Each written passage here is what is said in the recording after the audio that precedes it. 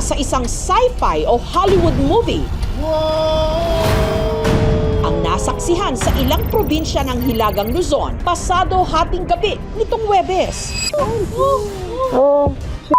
Ang kalangitan kasi biglang nagliwanag sa pagbagsak ng isa Ayun! asteroid. Kuha ko yun! Sabi ko lang doon, wow! Oh my gosh! Wow! Pero may iba hindi namangha, sa halip na bahala. Ang pagdaang ito raw kasi ng asteroid, sinabayan din ng mga kakatwang pangyayari. May mga namataan po kasi kaming mga ibon, unusual. Madaling araw tapos sabay-sabay silang umiikot-ikot. Yung maliliit po na bato, bumagsak po sa bubong.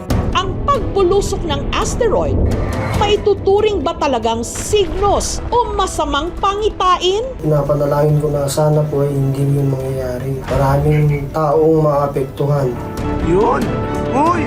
Uy! Hapon nitong Miyerkules, nung nabalitaan ng electrical engineer na si John Dean mula Lalo sa Cagayan Province na posibleng may mamataang asteroid sa kanilang probinsya. Kaya matyaga na siyang nag-abang. Mahilig kasi ako sa mga extraterrestrial activities, kaya naisipan kong i-video. Kita ko sa news sa eastern part ng Cagayan, so doon na ako nag-focus.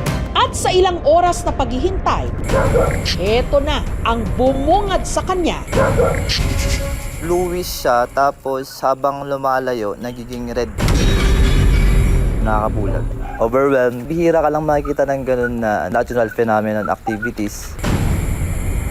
Sa buong buhay mo, baka hindi ka na makakita ng ganun. At pagkatapos ng 30 minutong pagpasok ng asteroid, may kung ano raw bumagsak sa kanilang bubong. May lumugutog doon sa taas. Parang yung maliliit po na bato. Oh my gosh! Oh my gosh! Wow!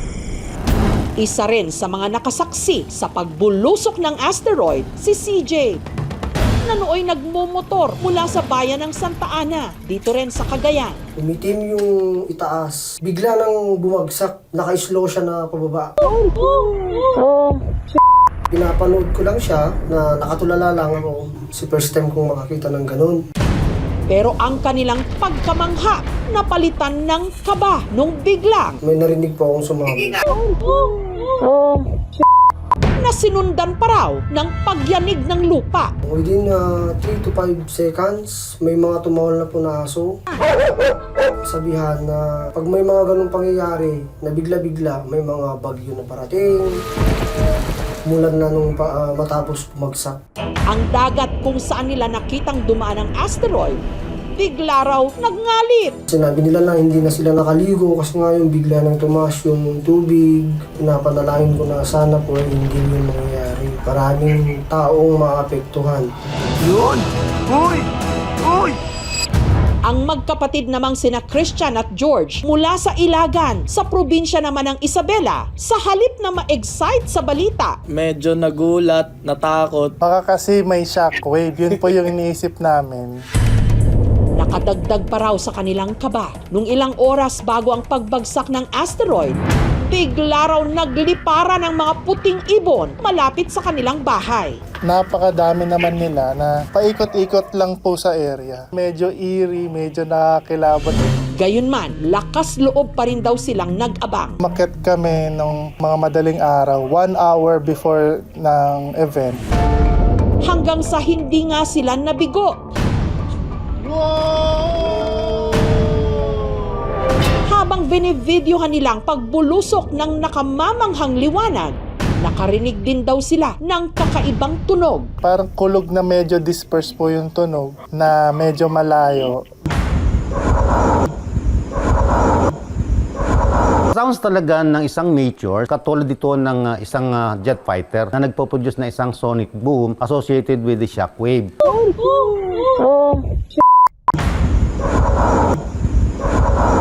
Gayunman, ang takot agad daw napalitan ng pagkamangha. Parang first time ko nakakita nun, sabi ko, woo! Dang Kala ko katapusan ko na kasi sobrang liwanag.